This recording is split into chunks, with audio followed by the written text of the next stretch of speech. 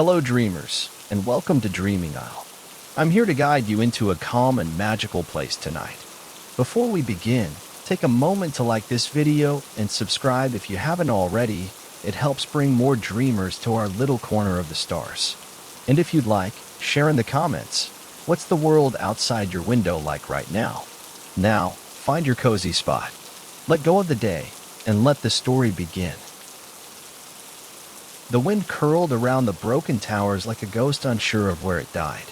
Kalen sat beneath a leaning archway, the stone beneath him slick with moss, his sword resting in its rotted scabbard. He hadn't drawn it in years. Not since the last bell tolled from the Great Keep's tower, a sound swallowed by ivy and time. This place had once been a city of silver banners and singing glass. Now, it was home to no one but him, and the crows. He did not mind the crows. They came and went, left feathers near his fire, watched him with curious eyes. At dusk, Kalen climbed the western wall, as he did each evening, to watch the sun die. The world always seemed to hold its breath in those last few moments, when the sky turned red gold and the forest below shimmered like embers. He liked that, how the end of the day could still burn so brightly. Then, one evening, something strange happened. The sky cracked. Not thunder. Not storm. A crack, as if a pane of glass had shattered above the clouds. Kalen stood, heart thudding, eyes narrowed. A streak of light tore across the heavens, burning white and blue, trailing sparks like falling petals. It vanished behind the eastern ridge. And then, silence. No birds. No wind. Not even his breath dared move. He stared for a long time before finally descending the wall. Tomorrow, he would go east. For the first time in years, his sword would leave its sheath.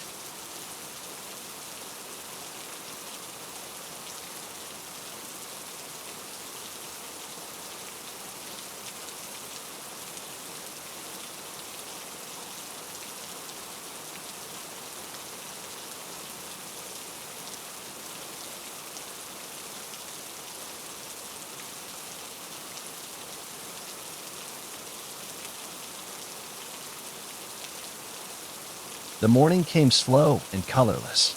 Mist clung to the treetops like old lace, and the stone walls of the keep sweated with cold. Kalen moved like a man half remembering how to live. His armor groaned as he strapped it on, stiff from disuse. The sword, once ceremonial and shining, now bore the rust of countless seasons. Still, it fit his hand. That was enough. He took the forest road east. No path truly remained. Just the suggestion of one. A dip in the earth where once pilgrims had walked and caravans passed. Now it was overgrown with thorn vine and black ferns, the kind that whispered against your boots and left silver stains on your cloak. Hours passed, perhaps more. Time became a thing of birdsong and breath. But then he smelled it, smoke, sharp and strange. Not wood smoke, something older. Like incense burned too long. He slowed. The trees parted in a natural clearing, a circle of pines so tall they scraped the clouded sky. In the center, a crater, still steaming. Blackened earth spread like a wound. At its heart lay a shape, curled tight, gleaming faintly.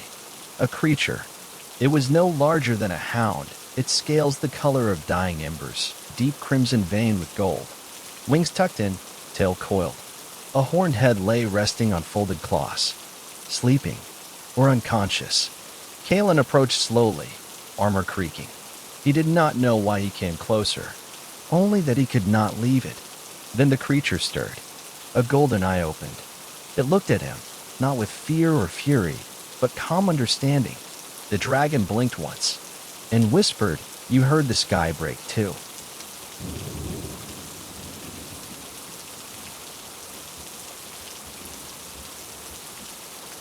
Kalen stood still, every part of him alert.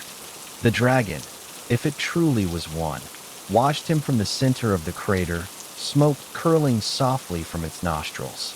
Its golden eye shimmered with intelligence far too old for something so small. He had heard stories of beasts like this, but none told of one so quiet or so calm. The wind stirred. Ash rose and fell like snow. "You speak," Kalen said, his voice rough from disuse. How?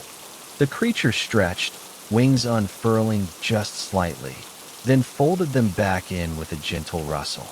Words are just magic in softer clothes. It replied, its voice thin and melodic, like bells in a dream. I learned long before the world forgot.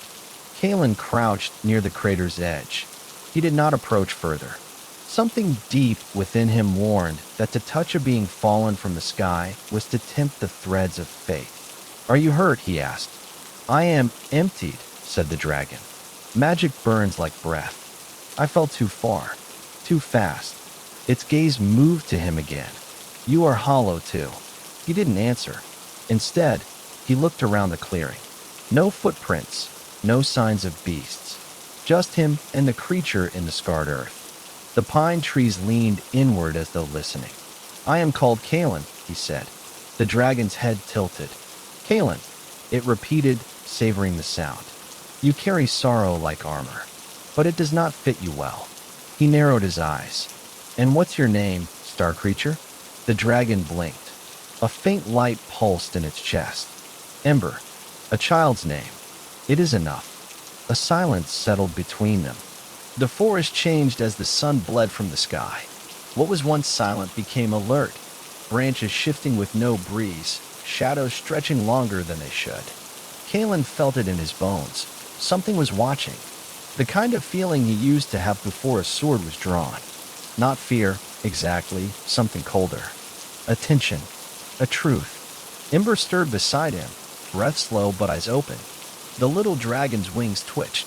It's near, it whispered. Kalen rose and stepped to the edge of the crater, hand on the hilt of his sword. What is it? He asked. A hunter, Ember said. Not of beasts, but of magic. My fall lit the dark. It smelled me. The first sound came like a breath over gravel. Then a low click, wooden, wrong. From the trees stepped a figure. It was tall, draped in robes that looked like they had once been human garments, now stiffened with moss and dirt. Its face was no face, just bark and bone. Hollow eye sockets filled with faint green flame. Fingers too long, hands crooked like roots torn from earth. It moved without walking, gliding over the forest floor. Night of dust, it rasped. Leave the flame. It is not yours to hold. Kalen did not speak. He drew his sword, slow and smooth. The blade groaned with age, as if even it remembered war. The creature laughed. A sound like dead leaves crackling. I guard what I choose, Kalen said. Ember rose, trembling slightly. Be careful, it whispered. It is called the Hollow, born of the withering. It feeds on magic and forgets its name. The Hollow tilted its head. You will be buried here, night. Your bones will feed the forest. Kalen shifted his stance. If so, he said, I will leave scars in the soil. The air crackled. The Hollow came forward, and Kalen charged.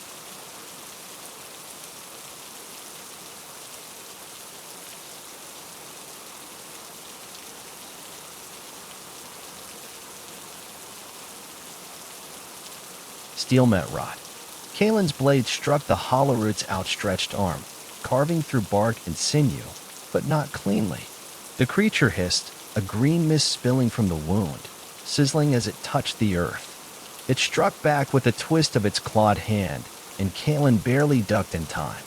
A jagged slash tore across his pauldron, sparks flying. He gritted his teeth. This thing moved like it had once been human, then forgot what it meant. Ember circled above the crater's edge, wings fluttering weakly. The dragon let out a warning cry, its throat glowing faintly. Behind, Kalen turned, lifting his sword just in time to block a second arm, one the creature had hidden beneath its robes, formed from writhing roots. The impact knocked him back. He stumbled, boots sliding in the ash. The Hollowroot advanced. I smell your sorrow, it rasped. So ripe, so easy. Kalen steadied himself, then choke on it. He drove forward with a sudden thrust, his sword plunging deep into the creature's chest. A flash of green light burst out, and the Hollowroot shrieked, flailing. Its robes ignited, not with fire, but with white-blue sparks. Emberdove. With a cry that was part roar, part song, the dragon exhaled a small stream of fire. It wasn't much, but it struck the wound, and the creature screamed again. Its form began to unravel, roots snapping, bones cracking like dry branches. Then, silence. The hollow root collapsed into a heap of ash and moss, the fire hissing into smoke. Kalen stood breathing hard, sword blackened and arm trembling. Ember landed beside him, wobbling slightly. "You did not run," it said. "No. You fought for me." "I suppose I did." The dragon lowered its head. "Then you are mine now, Kalen of the Hollow Keep." And he, too tired to argue, nodded once. They buried the remains at dawn, not for the hollow root's sake, but for the forest's. Ember insisted. "Unburned death seeps," the dragon said, circling the shallow grave with glowing eyes. "The land remembers what we leave behind." Kalen said nothing. He carved a crude sigil into a nearby stone. 2 crossed branches, a circle between them. The mark of warding, a symbol he hadn't drawn in years. The air felt lighter once it was done. He sat back against a tree, breath slow, limbs sore. Ember rested nearby, curled like a cat, tail flicking through the leaves. Their silence was no longer hollow. It was a shared thing now, like a song hummed between verses. "You said you fell," Kalen said at last. "From where?" Ember blinked. "From the Veil, a place between the sky and the deeper dark. Dragons are born from magic that dreams. I was dreaming, and then I wasn't." He frowned. "And now you're real?" "Now I'm awake." Kalen mulled over the words. "And the thing that came for you, was it alone?" "No," Ember whispered. "It was the first to smell me. Others will come. Creatures shaped by famine and forgotten magic. They feed on what was lost. And I am very old magic." Kalen looked toward the east, where the light began to break through the mist. The trees there stood straighter, greener. The land was remembering, too. "I should take you to the keep," he said. "It's falling apart, but it has walls. Fires. Old books." Ember tilted its head. "Books. You'll like them. Words in sleep clothes, remember?" The dragon huffed, pleased. Kalen stood. His armor groaned, but this time he felt stronger beneath it. Less hollow. He looked down at the small, ember-eyed creature and said, "Come on, then. If the world's going to wake up, it might as well start with us." And together, they began the long walk back. The keep looked worse in daylight. Stone walls, once pale and proud, now slumped beneath crawling ivy and black moss. Arched windows had no glass, just gaping mouths that stared out across the overgrown courtyards. A single banner still clung to the southern tower, threadbare and faded, its sigil unrecognizable. Only the bones of memory held the place together. Kalen led Ember through the outer gate, which groaned as it opened. The hinges wept rust, as if crying at being disturbed. "You lived here alone?" Ember asked, voice low. "For many years," Kalen said. "After the others left, or fell." "Why stay?" He paused. "I made a promise. And promises are heavier than steel." They crossed the courtyard. Vines curled through cracked flagstones, and the old fountain in the center had filled with stagnant rainwater. Crows watched them from the gables, silent and still. Ember glanced at the tall tower in the west wing. "What's that?" "The Hall of Ash, where we kept the last books. Warded scrolls. Old oaths." The dragon's eyes gleamed. "Can we go there?" "Soon. First, food." "You're fading." Ember didn't protest. Its wings drooped, and its steps had grown sluggish. Kalen led it down a slanted corridor, where light filtered through holes in the ceiling. They entered a chamber with a collapsed hearth and shelves sagging under old pots and rusted tins. He knelt, rifled through a hidden compartment in the floor, and retrieved a cloth-wrapped bundle. Dried root bread, honey bark, hard cheese, still good. Ember sniffed it all with suspicion, then licked the honey bark. Its eyes widened. "This tastes like sunlight." Kalen chuckled. "Don't get used to it. That was my last piece." They ate in silence. Outside, wind stirred the courtyard. Kalen, Ember said softly, when you made your promise, was it to someone you loved? He looked down at his hands. No, he said. It was to someone I failed.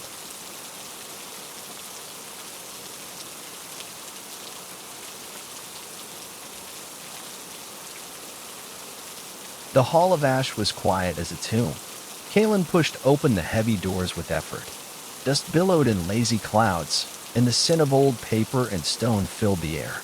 Sunlight slanted through the broken windows and golden spears, catching on swirling motes. Shelves lined the chamber, some collapsed, others stubbornly upright. Scrolls lay in bundles, tied in fading ribbon, while books huddled in rows like monks at prayer. Ember stepped in slowly, reverently. What is this place? The dragon whispered.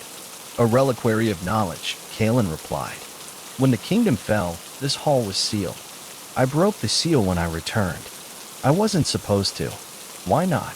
He gestured to the stone symbols carved into the arch above them, ancient runes, warding signs. Not all knowledge sleeps peacefully. They moved deeper. Kalen stopped before a low table, its surface littered with open tomes and brittle maps. One showed a land that no longer existed.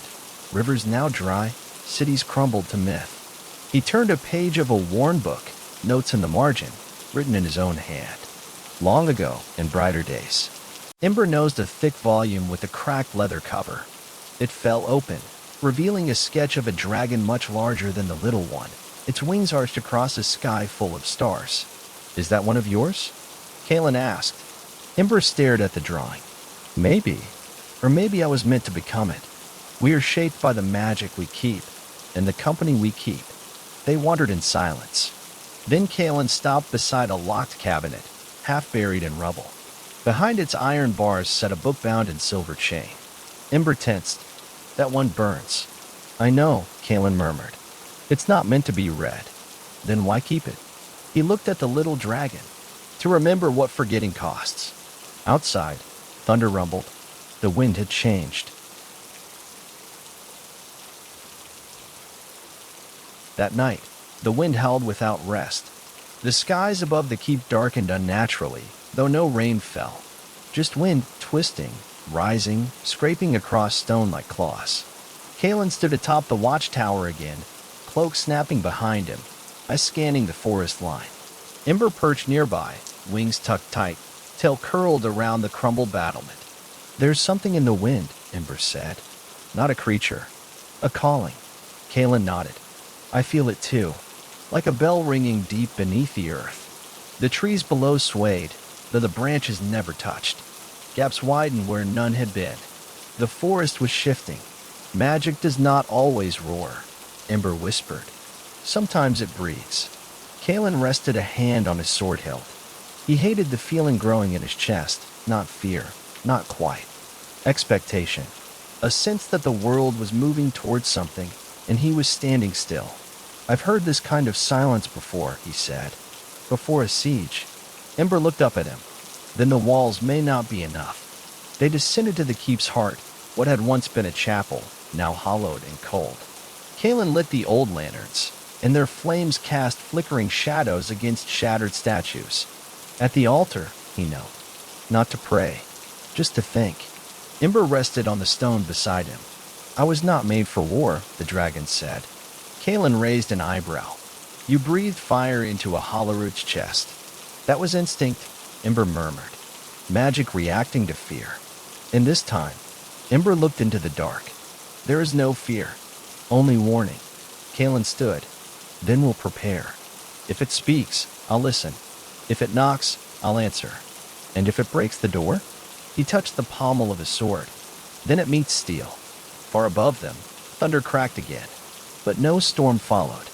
Only the crack beneath the altar spread with a dry, splintering sound, not loud, but final. Kalen stumbled back as a single root, blackened and thick with sap, coiled upward from the broken stone. It twitched as though sniffing the air, then turned sharply toward him. He drew his knife without thinking. It was small, old, a gift from his mother before her voice had faded and her memories had slipped like fog from the valley. He'd never used it for more than skinning or carving. It wouldn't stop whatever this was. The roots slithered over the altar and curled around the scorched pendant, pausing for a moment as if in recognition. Then, without sound, it dragged the pendant down into the crack and disappeared. Kalen stepped forward too late. The altar pulsed once and collapsed inward, not broken, but devoured. The clearing dimmed. The trees didn't move. The sky hadn't changed, but the light had gone strange. A yellowish hue edged the shadows, like lantern flame held beneath old water. He realized it wasn't just light, it was presence. Velmer had taken root. Not fully, not yet, but it was growing. Through memory, through Saren. Kalen clutched the whole pendant, the last intact seal. He didn't know if it could hold anything back. He didn't even know if it was meant to. But he knew this. If the last piece was taken, if the memory was lost, then there would be nothing left to stop Velmer from blooming through her. He looked north. The forest thickened there, older than maps, older than names. A place the villagers called the Hollow Deep, where the roots whispered and the wind never quite sounded right. If Velmer had a heart, it would be there. Kalen turned, eyes burning with the weight of memory, and walked toward it. Every step felt remembered. Every root he stepped over seemed to watch.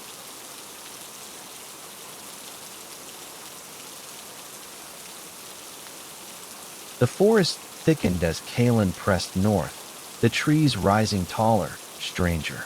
Their trunks twisted in spirals, bark gnarled like knotted fists, and leaves so dark they gleamed blue under the dimming light. No path guided him now.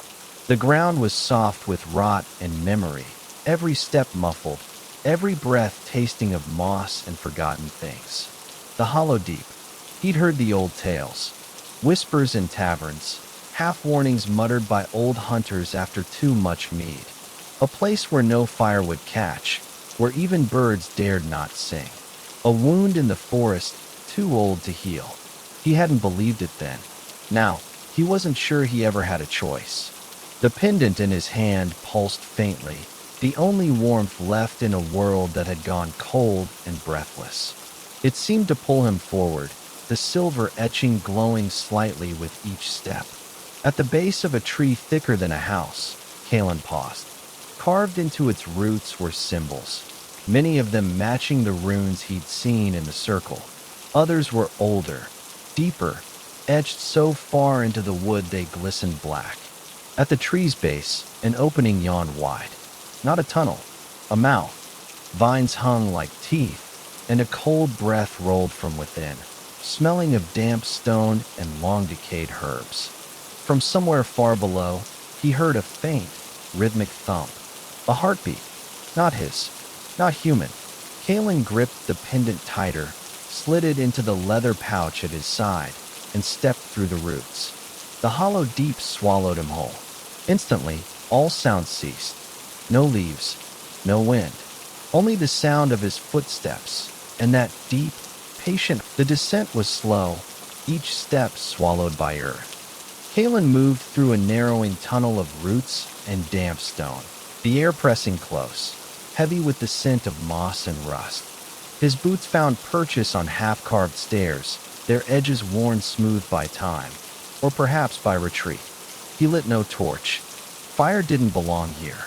Instead, the pendant glowed faintly from the pouch at his side, casting a pale, green-silver sheen that lit the path just enough to walk. Walls of stone, etched with the same looping runes as before, began to appear around him. They pulsed when he passed, once in recognition.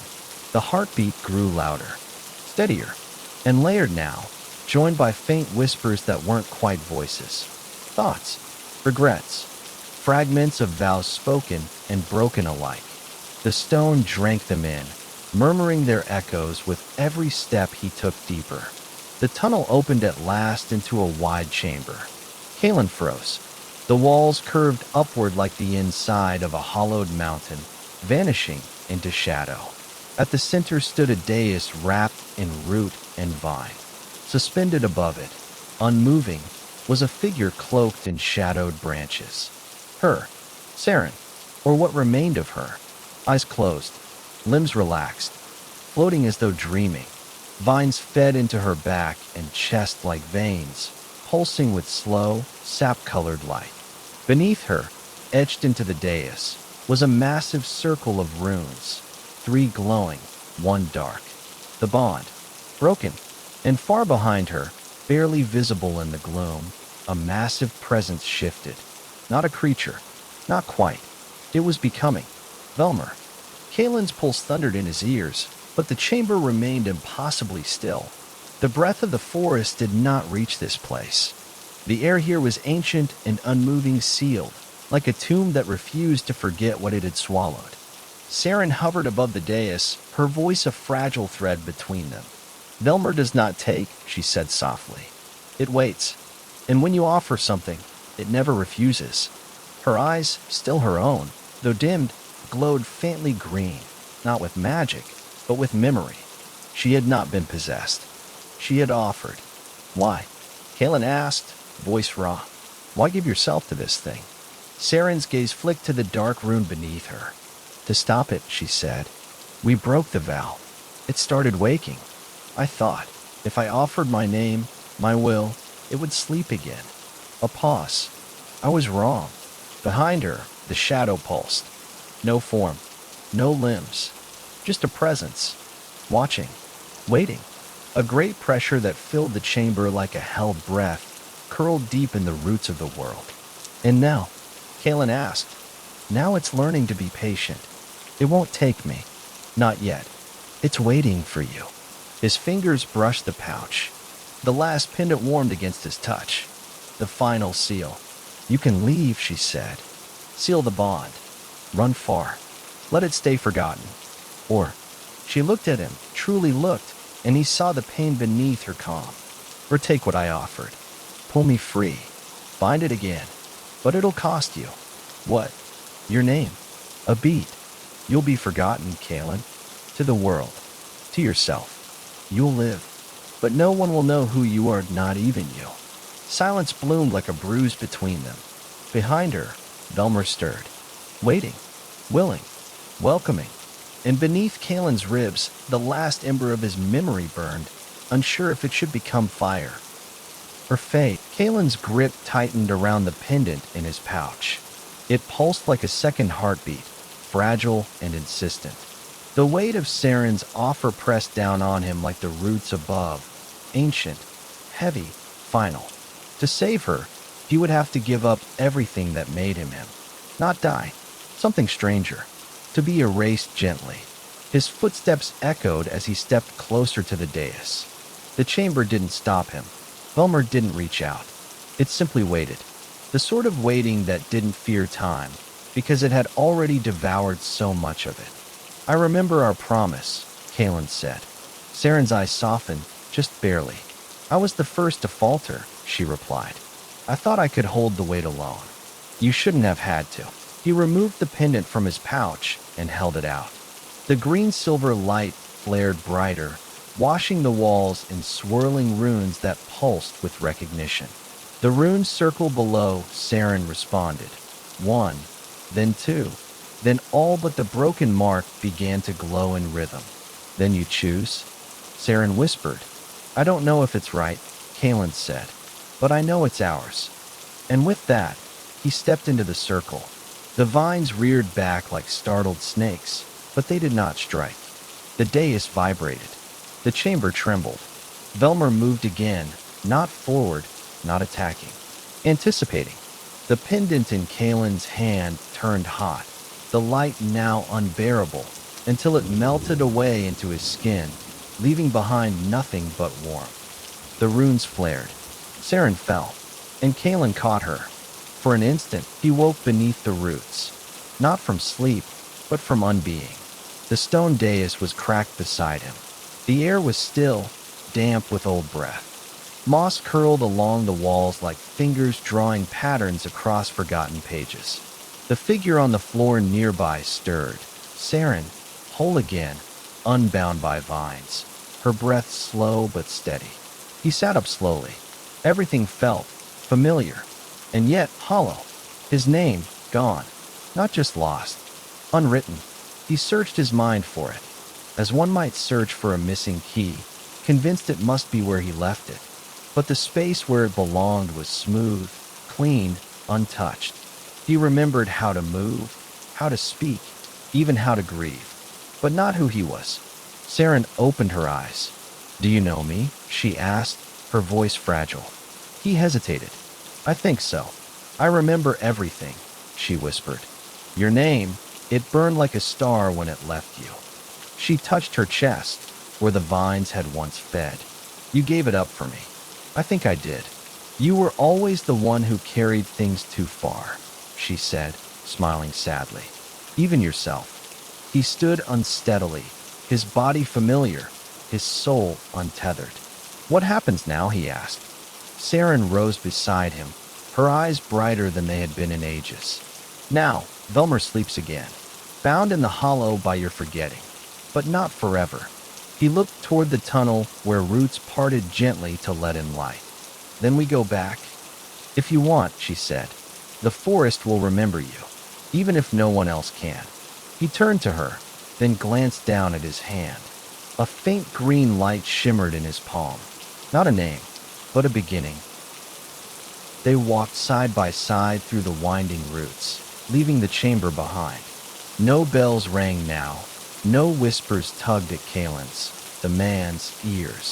And yet, the hollow deep didn't feel empty. It felt quiet, like a book carefully closed after the last word is spoken. The forest above was not as he had left it. The light had changed. Not brighter, not darker, clearer. The shadows no longer pressed down but stretched gently beside them, as if no longer trying to hide what had always been there.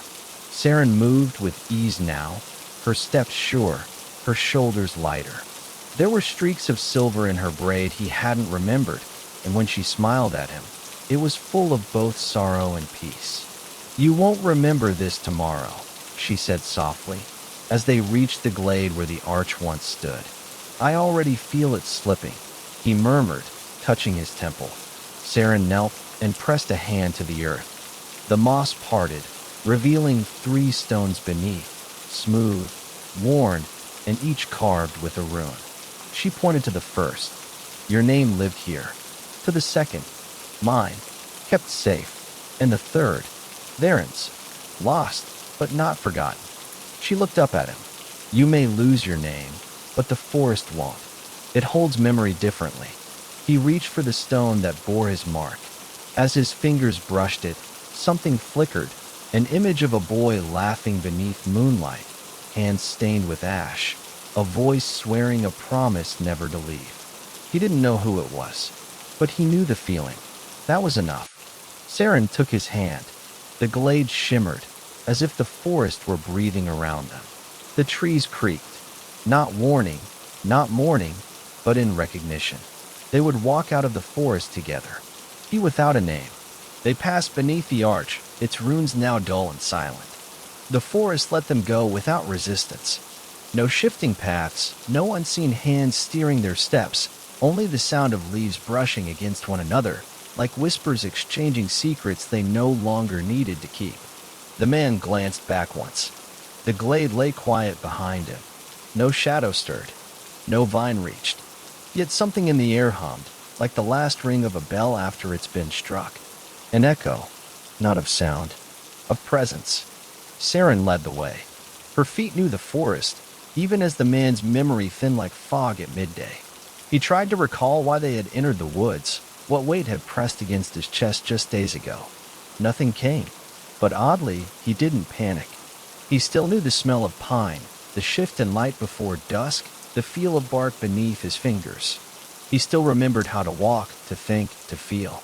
What he'd lost was only a shape in the mirror, the label, the word, the anchor. And yet, he was not adrift. They crossed a stream, and he knelt instinctively, cupping the cold water in his hands. His reflection rippled there, eyes dark and wide, a small scar at his brow, a face familiar but unclaimed. "I don't recognize myself," he said. Saren crouched beside him. "You're still you," she whispered, "but no longer only you. You're part of something older now. The forest remembers you, not by name, but by deed." He watched the water for a moment longer, then let it slip through his fingers. No fear, no regret, only the faintest ache, like the last note of a song he could no longer hum. They emerged from the forest at dusk, not the false dusk of the vale where twilight lingered unnaturally, but the true, gentle dimming of day. Light filtered across the meadow in soft oranges and golds, casting long shadows behind them as if marking their return. Ahead lay the village, small, quiet, with crooked roofs and windows aglow. A place where names still mattered, where stories were still told with ink and voice, not with bark and root. The man hesitated at the tree line. Saren turned to him, her expression unreadable.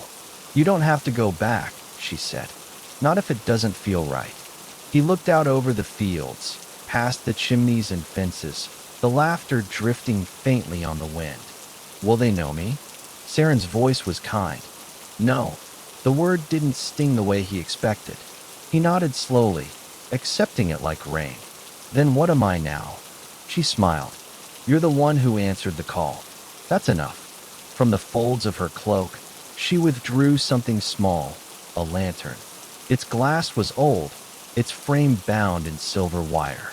It flickered faintly, not fire, but green-blue light, like the glow of forest moss beneath moonlight. "This was yours," she said. "Before." He took it, cradling it in both hands. It pulsed gently as his fingers touched the metal. It recognized him. No name etched its side. No mark to say who it belonged to. Just light.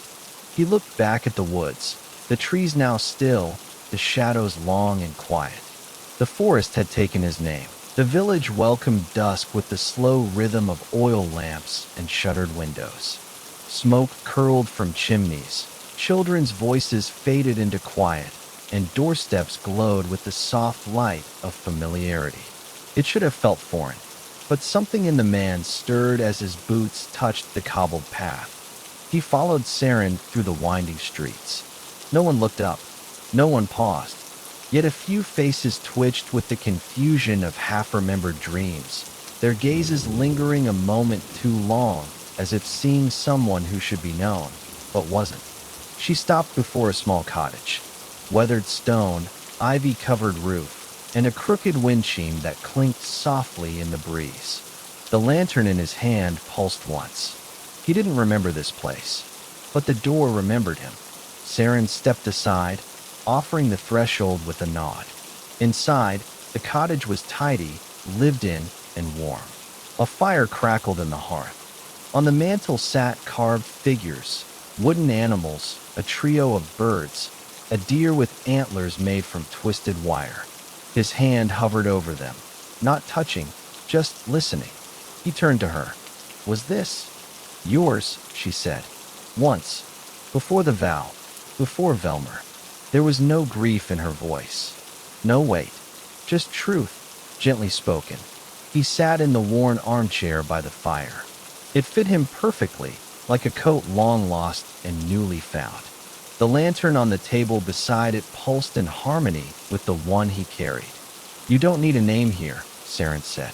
"You just..." That night, the man slept. Not deeply, not peacefully, but truly.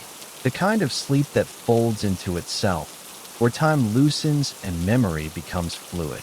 The kind of sleep where doors open that daylight keeps shut. In the dream, he stood once more in the forest. But it wasn't the hollow deep, nor the path he'd walked beside Saren. It was something older, quieter. Trees rose like cathedral columns. Light shimmered from no visible source, as if the leaves themselves glowed from within. He walked without direction, without fear. Something rustled ahead, and he followed. There, beneath an ancient tree split by lightning and healed by time, sat a boy. Dark hair, bare feet, a wooden pendant hanging from his neck, smooth, unmarked, but familiar. The boy looked up. "You forgot," he said simply. The man nodded. "I had to." The boy smiled, not sad, not joyful. Just knowing. "It's okay. I'm still here." The man knelt. "Who were you?" "You," said the boy. "The part you gave up." He held out the pendant. But not all things stay lost. The man hesitated, then took it. The moment he did, the forest breathed in, and the fire, not flame, but the memory of fire, of warmth, of purpose, bloomed behind his ribs. Not a name, a knowing. He would never recall what the world once called him, but he would remember how he made others feel. The weight of choices, the shape of promises. And when he woke, the pendant lay on the table beside him. Real, wooden, and blank, waiting not for a name, but morning brought pale gold light through the cottage windows, dappling the floor in soft warmth. The man stirred slowly, the dream still fresh in his mind, not faded like most dreams, but clear, as if he had walked those woods only moments ago. He sat up, the wooden pendant resting on the table beside him. Still blank, still warm. He didn't remember where it had come from, but he felt no need to question it. The house creaked gently around him, floorboards shifting. The windshield tinkled lazily. In the kitchen, a small kettle hissed, though he didn't remember starting it. Everything moved as if the house itself remembered how he lived, even if he did not. On the wall near the hearth, a piece of parchment caught his eye. A map, faded at the edges, curled from age, but detailed. It showed the village, the bordering forest, and beyond that, the deeper paths, the hollow deep marked only with a soft, inked spiral. But something was new. Thin green lines pulsed faintly across the parchment, glowing like veins of moss beneath moonlight.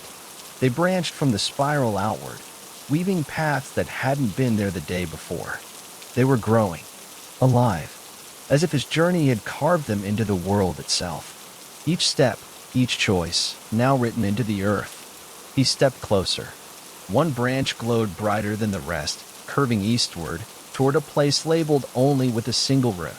He couldn't read it, but his hand reached for it without hesitation. Something called, not as before, not a summoning, but an invitation. Outside, the wind shifted. The forest had fallen silent again, not warning, waiting. And in his chest, the ember of himself flickered once more, ready to rise.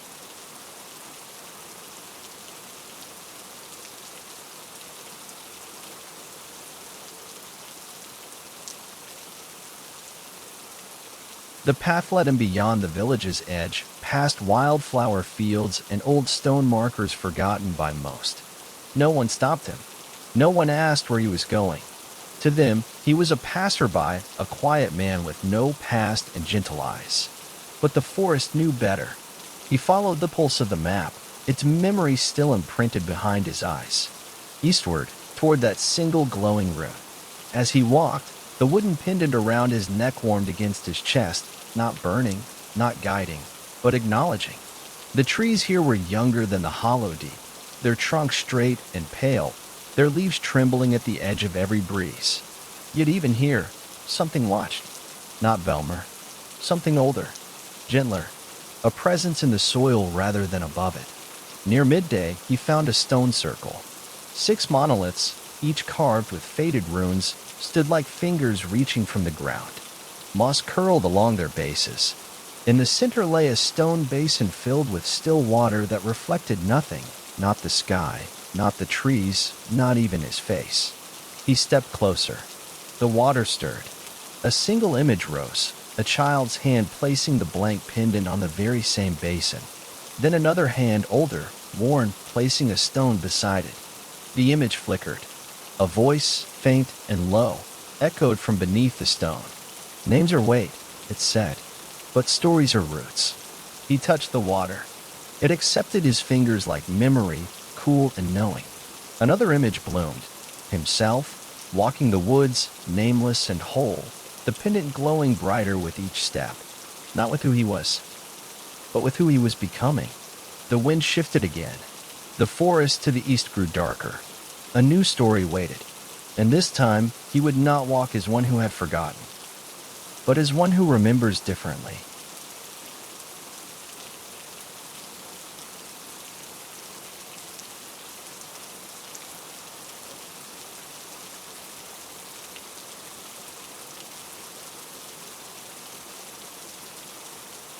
He left the stone circle with the image still flickering in his mind, not sharp like memory, but warm like a dream that lingers on the skin.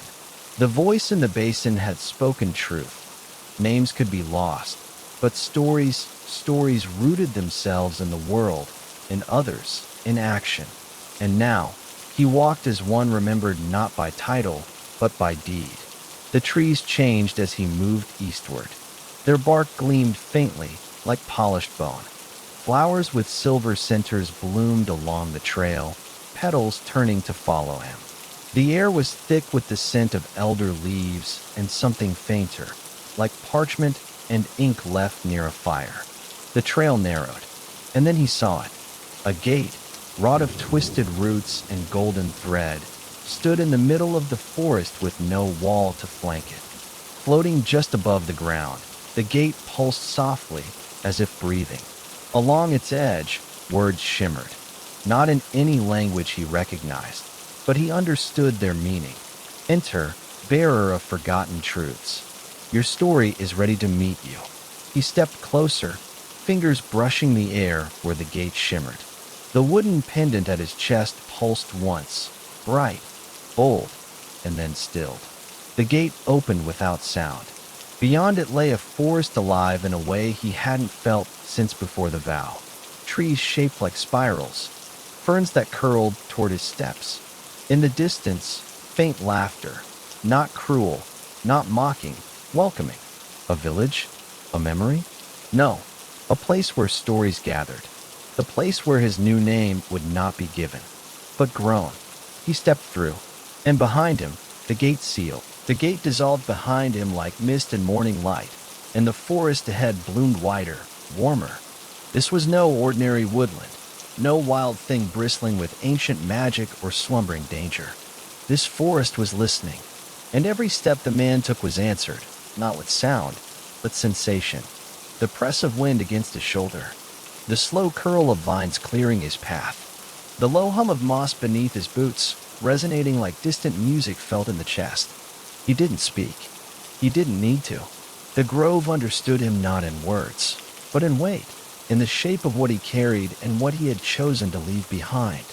After some time, the trees parted, and there, nestled between spiraling trunks, was a clearing dotted with stone seats arranged in a circle. At its center, a pedestal of woven branches, and atop it, an open book with no ink on its pages. Blank, waiting. He stepped into the circle, drawn without hesitation.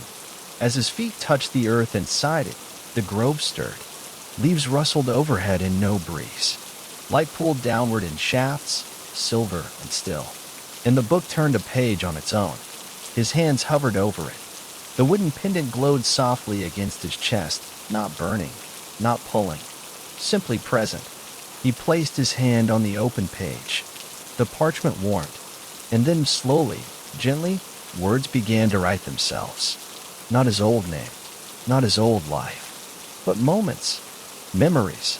The sound of Saren's voice in the hollow deep, the choice beneath the altar, the house that remembered him, the stone circle in the whispering east, and finally, this grove. The first sentence formed, glowing faintly. He was not named, but the forest knew him. And then another. He was not remembered, but his story grew. He watched as the page filled, not with who he had been, but with who he was still becoming.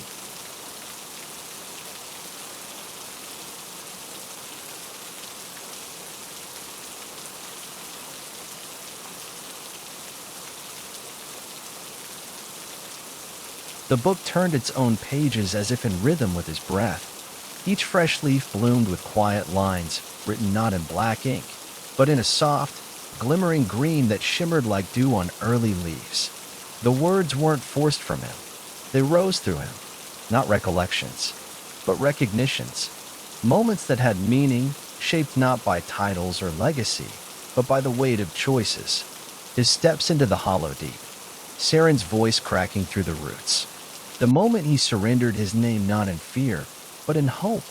The book did not demand a full story all at once. It invited it, page by page. Behind him, the grove had grown still again, not empty, but satisfied, like a room where someone had finally spoken aloud what was always meant to be heard. Then, from the edge of the circle, a figure stepped forward. Old, wrapped in bark-colored robes, with skin like polished root and eyes like dark sap. The figure said nothing, only bowed gently. In his hands, he held a staff. Not carved, not crafted. Grown. At its top, a hollow ring cradled a single crystal, green and silver, matching the glow in the pendant on the man's chest. The elder offered it without question. The man took it, not as a gift, but as recognition. Another page turned. When he spoke, it was not with voice, but with the way he stood, with the silence that followed. And as he stepped from the circle, staff in hand, the grove shifted again. Trees bowed ever so slightly. The wind curled inward. The book closed itself slowly behind him. He did not turn back. His story had begun, and now he would walk as one who carried no name, only meaning.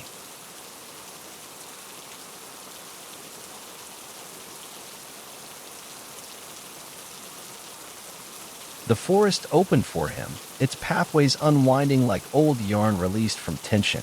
Each turn brought not uncertainty, but calm. Trees arched above, forming canopies that whispered with welcome rather than warning. He walked now with the staff in hand. It wasn't a weapon. It wasn't a tool.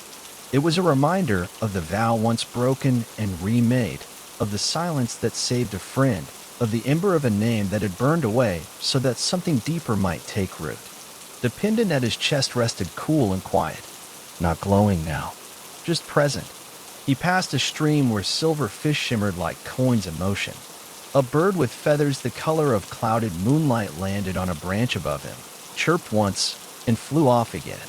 Everything here acknowledged him, but nothing asked of him. He was a part of it. At a small hill crowned by a circle of birch trees, he stopped. Something tugged at the edge of his awareness, not pain, not urgency. A quiet call. He climbed the slope slowly, feeling each footstep stir the moss like breath. At the top, a single stone, uncarved, unmarked. He placed his hand on it. Nothing happened. No light, no sound, but inside, something shifted. A warmth blooming in his chest, a thread pulling gently through his ribs. And then, faintly, he remembered something. Not a name, not a face, just the way sunlight felt on his skin the day they made the vow, and the way Theron laughed when he tried to skip stones. He smiled. The book had written what it could, but now his steps would write the rest.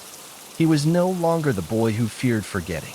He was the wanderer the forest remembered, and the forest was vast. He descended the hill slowly, the wind brushing against his shoulders like a cloak drawn close. The world no longer felt like something to recall or understand. It felt like something to meet, moment by moment. There were no markers, no road signs, only the feeling of the path beneath his boots and the quiet awareness that every step made the trail real. As he moved, he passed through places others might have missed, a grove of trees that hummed when he passed, leaves fluttering in wordless greeting. A pool so still it reflected the sky even when clouds passed before the sun. A fallen log that pulsed faintly with light as he stepped over it, like an old creature recognizing kin. He came to a fork in the trail. One path dipped downward, into shadowed marsh where dragonflies danced like sparks above the water. The other curved upward, toward dry ridges scattered with wind-worn stones and thorny bramble. He didn't hesitate. He walked between them, where no clear trail lay, not out of defiance, not out of pride, but because his path wasn't one to follow, it was one that unfolded. Behind him, faint impressions marked the ground, not footprints, but echoes, moments, choices, tiny pulses of presence. The staff hummed faintly as he walked, and he realized that the runes now etched along its shaft were not ones he had read, but ones the staff had grown in response to him. His story wasn't being written by hand or word. It was being etched by being, not to be remembered, but to remain, in wind, in moss, in stone. The forest did not keep names. It kept those who meant something, and he did.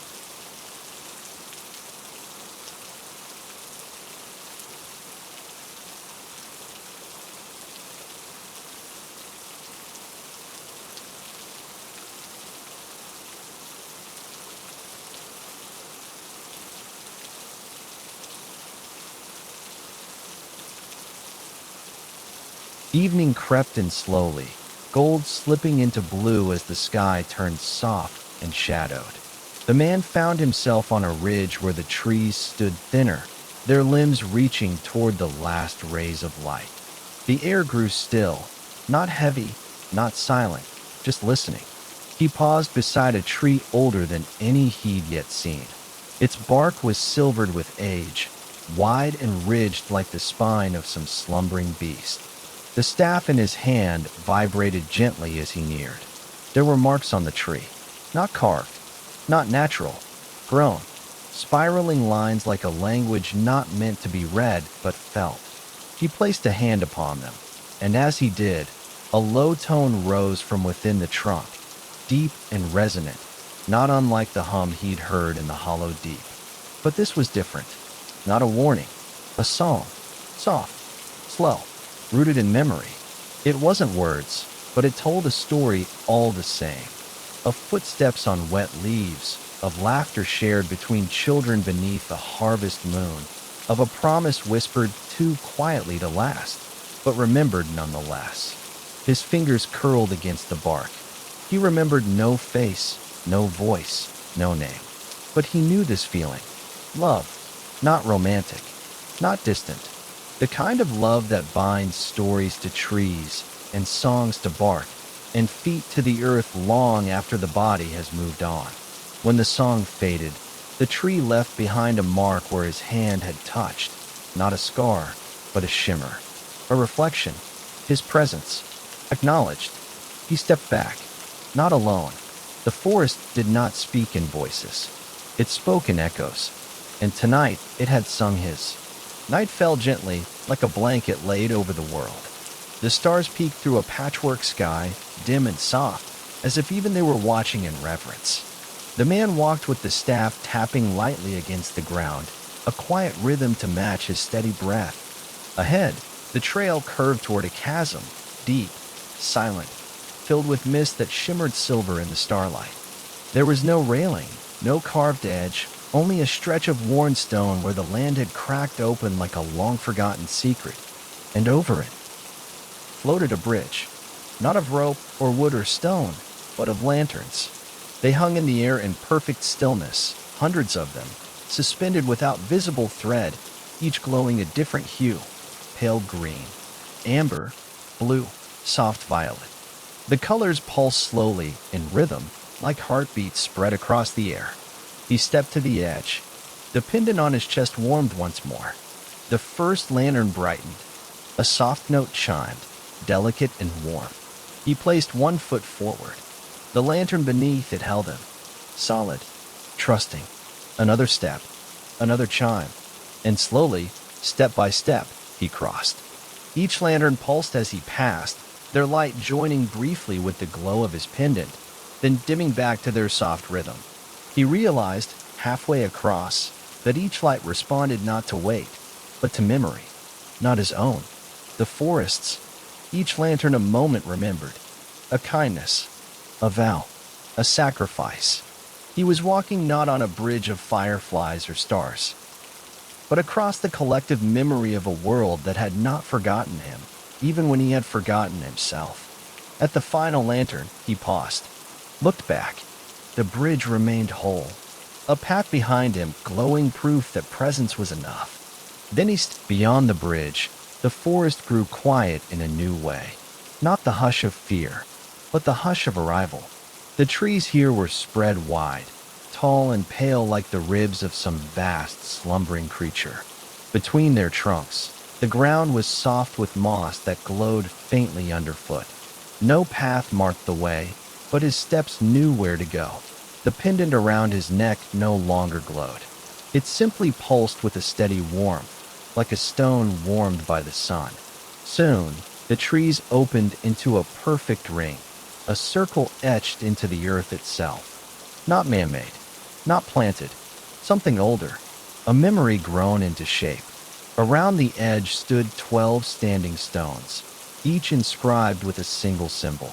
No two were the same. At the center, a pool of still water mirrored the night sky perfectly, yet the stars it reflected didn't match those overhead. They were his stars, the ones that watched over the story he had lived. As he stepped into the circle, the 12 stones pulsed one by one, in turn, like voices acknowledging his presence.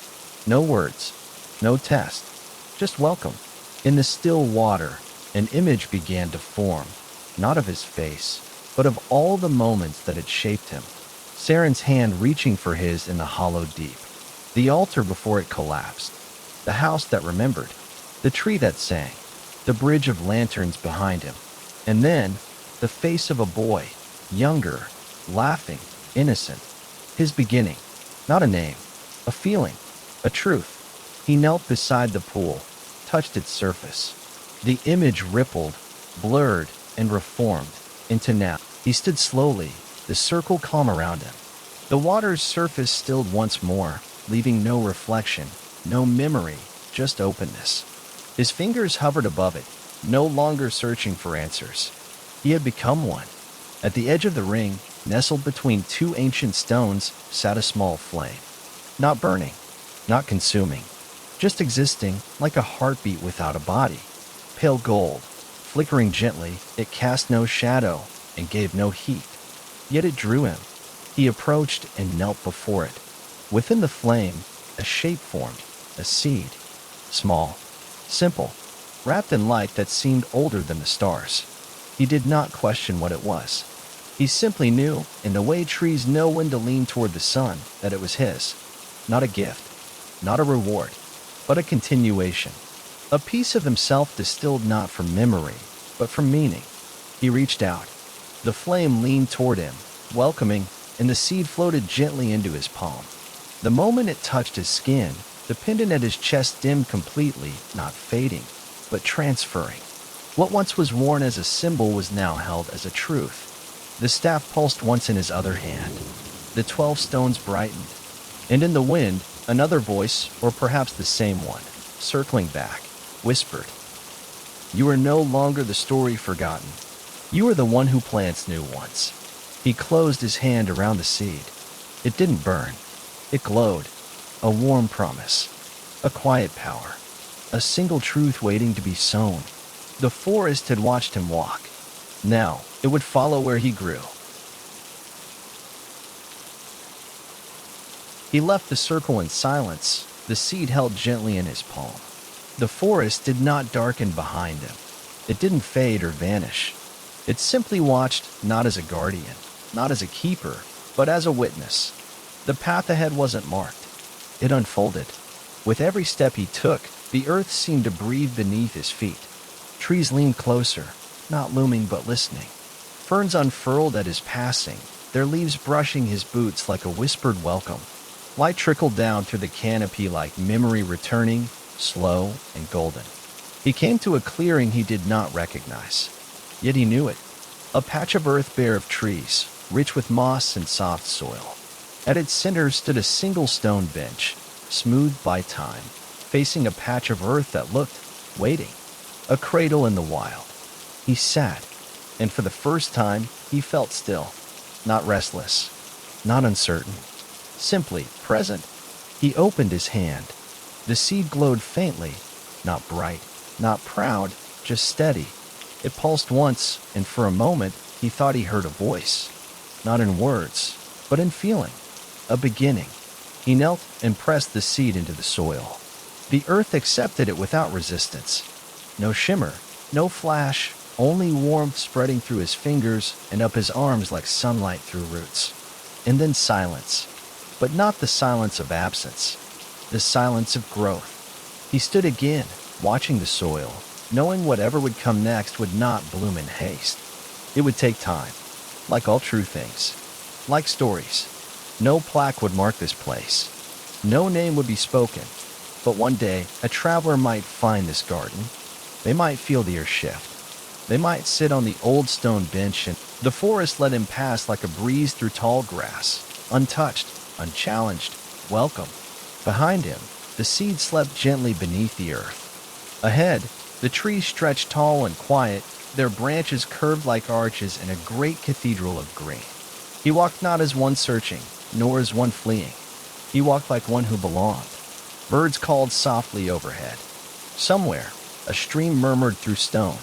But above all, it was the wind that spoke most clearly now. No longer a whisper, no longer a question. A voice, low and endless, moving between bough and leaf. It didn't say his name, but it told his story. And more, it carried it. As he stepped onto a narrow ridge of stone, the wind curled around him like an old friend. He paused, listening not with ears, but with the bone-deep stillness he had learned in the hollow deep.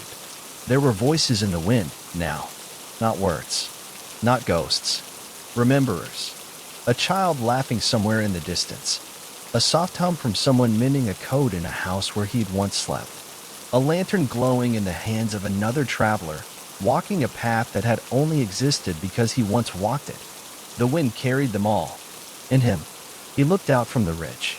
Beyond the forest, the horizon opened, rolling hills painted silver by starlight, rivers like threads of memory weaving through shadow and stone. In the far distance, lights scattered like fireflies, signs of villages and stories still unfolding. Not waiting for him, but open to him. He took a breath and stepped forward. And the wind, ever kind, followed, carrying no name. Only a presence, only a story. And somewhere behind, night deepened as he walked, but darkness never quite settled. The stars above shimmered brightly, and the earth below glowed faintly in places, moss lanterns, moonflowers, stones warm from ancient magic. The wind kept close beside him, not driving, not pulling, just walking too. Eventually, he found a rise in the land, a knoll half-wrapped in ivy, its top flat and clear. A place to rest. Not because he was weary, but because the moment invited stillness. He sat, not with purpose, just to be. He placed the staff beside him. The pendant around his neck no longer pulsed, no longer needed to. It had become part of him now, as natural as his breath, as quiet as the space between footsteps. The wind coiled gently around the rise.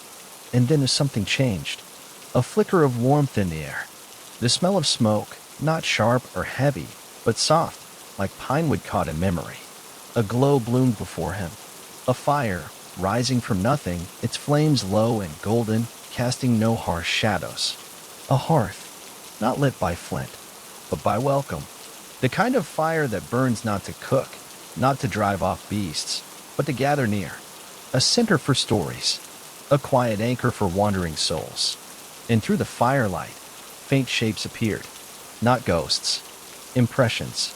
A woman with silver hair, her face serene. A boy skipping stones across starlit water. A friend whose eyes had once held sorrow, now at peace. None of them spoke. They didn't need to.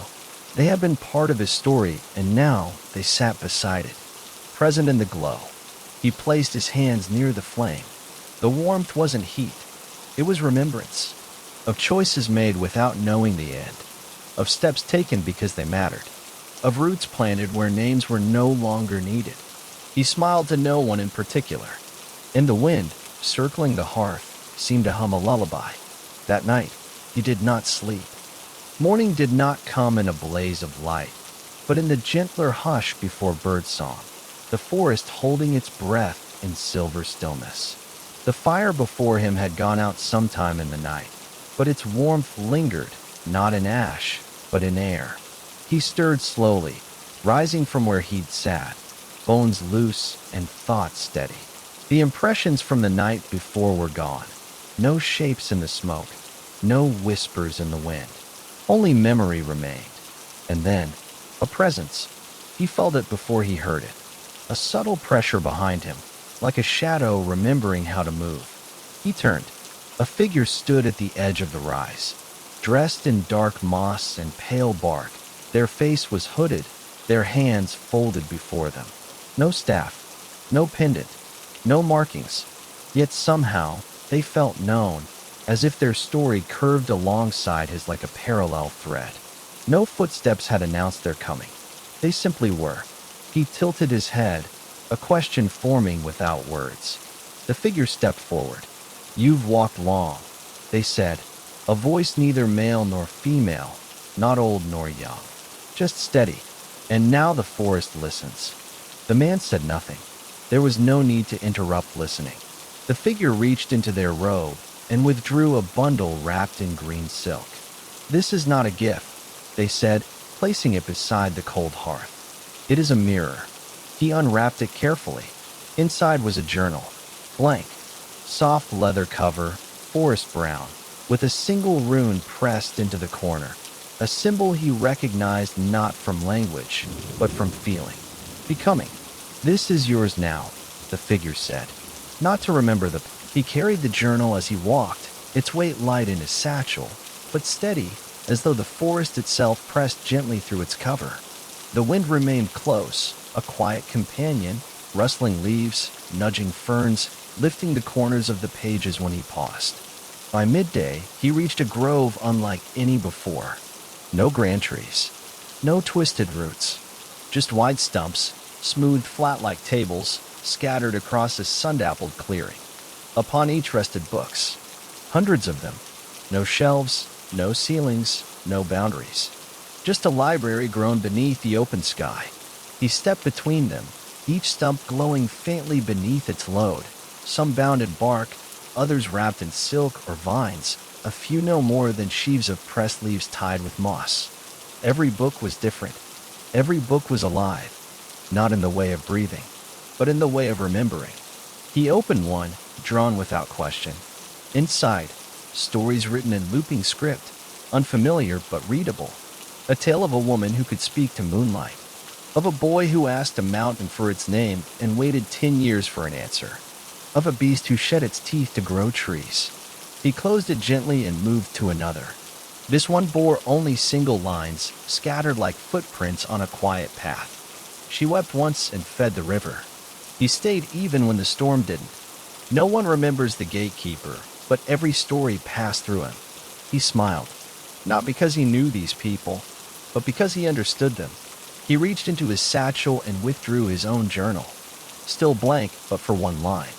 He sat at an empty stump, the wind curling around him, and he began to write. Not the past, not memory, but the feeling of moss beneath his palms. He wrote until the sky began to dim, not from sunset, but from the soft drawing in of twilight, that quiet moment where everything seems to pause between one breath and the next. The wind held still as he lifted his pen, reading over the last line he had written. He did not remember the name he gave up, but he remembered why it was worth giving. The page glowed faintly for a moment, as though the ink had sunk deeper than paper, as though the words had rooted themselves. He closed the journal gently and placed it on the stump before him. There was no ceremony, no whispering crowd of leaves, just stillness. And then, one of the library's stumps shifted. Slowly, reverently, its bark twisted upward and out like petals unfolding. In the center, a hollow formed, just wide enough for one book. His. He stood in silence as the journal lifted on a breath of wind and nestled itself into the waiting space. Moss grew instantly around it, gentle tendrils curling to hold it in place. The stump glowed once. The forest had accepted it, not as a record of fact, but as something truer, a story that had grown honestly, step by step, root by root. He stepped back, and as he did, the wind moved once more, not playfully, not sharply, but with direction, calling. Beyond the library, a path revealed itself, narrow, lined with soft lantern moss and small white blossoms. Not demanding, simply waiting. He took up his staff, the pendant quiet at his chest. He no longer wondered what lay ahead. He no longer needed a destination. The story was not about where he was going. It was about how he would walk. So he bowed once to the grove, not as farewell, but as thanks, and followed the path where the wind began to sing again.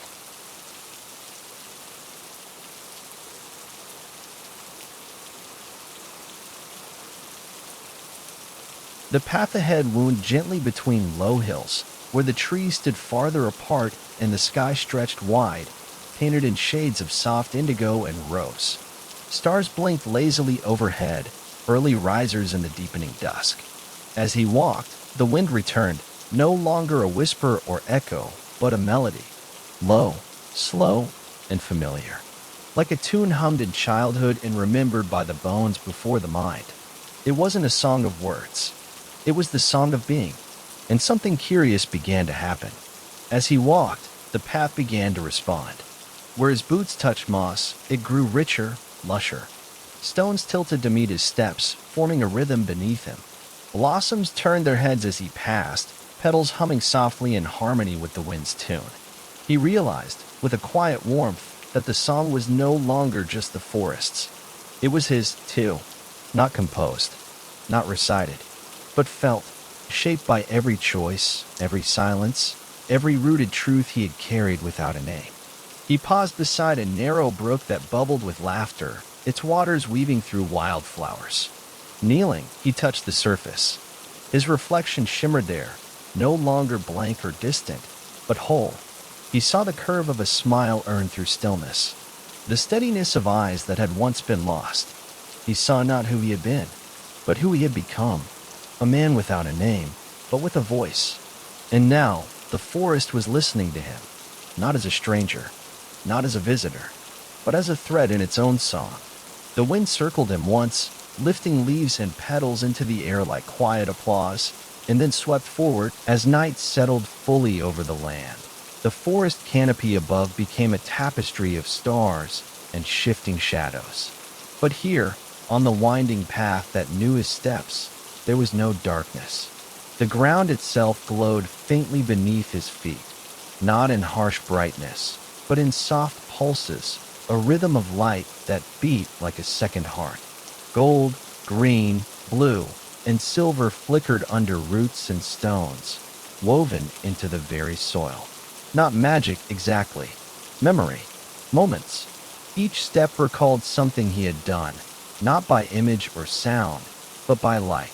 Here, a green pulse, steady and slow, when he'd sat in silence beside the hearth and chosen not to speak, only to listen. There, a blue flicker, the moment he touched the ancient tree that sang in silence and knew it remembered him. And farther still, a rich golden shimmer, when he had placed his journal into the grove, giving the forest a part of himself. The light was not showing him what he had done. It was echoing it, carrying it forward.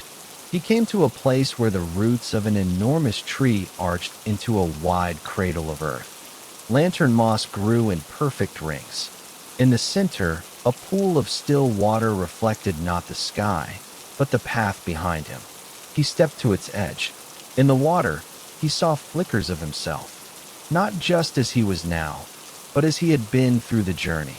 Uncertain, silent, afraid, brave, kind, steady. And in every form, the same eyes, the same quiet will. He knelt, and for the first time, he spoke aloud. A single sentence, carried not with volume. The forest stretched wide and endless before him, but he no longer measured it in distance. Every breath of wind, every flicker of lantern moss beneath his boots, every sway of branch overhead was part of the same quiet truth. He was no longer journeying through the forest. He was part of it. As dawn neared, the sky behind the trees lightened, not in gold or flame, but in twilight's softest hue, a violet gray that made stars shimmer more clearly. It was always twilight here, not because the sun had forgotten to rise, but because this place was held in a moment between memory and growth, between name and being. He reached a clearing. Grasses bowed in the hush, and a great stone rose in the center, flat and wide, carved not by hand but by time.